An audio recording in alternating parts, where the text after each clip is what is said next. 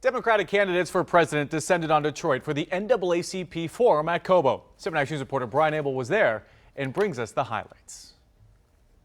The 110th NAACP conference here in Detroit now wrapped up, and what a final day it was. 10 presidential candidates all on that stage, and there was no topic off limits. Warren, Booker, O'Rourke, Buttigieg, Castro, Sanders, Klobuchar, Biden, Harris, and Republican Bill Weld back to back at Cobo in Detroit. Two topics seem to dominate. The first, President Trump.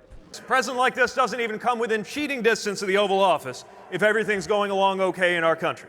This is a man who has broken the law, and he should be impeached. And I'm going to tell you something. We have a predator living in the White House.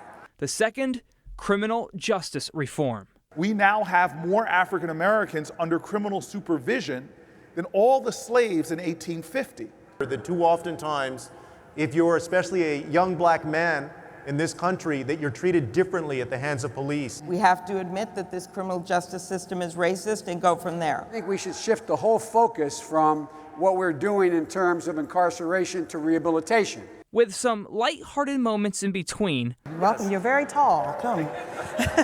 10 times more than black families. And time for questions, sir. Etc. Many candidates crafting their time toward the Detroit and NAACP audience. We follow the lead of people like Janice Poindexter, whom I met here in Detroit, who told me about the fact that you have so many trans women of color who are being killed in this country. Only two candidates getting standing ovations.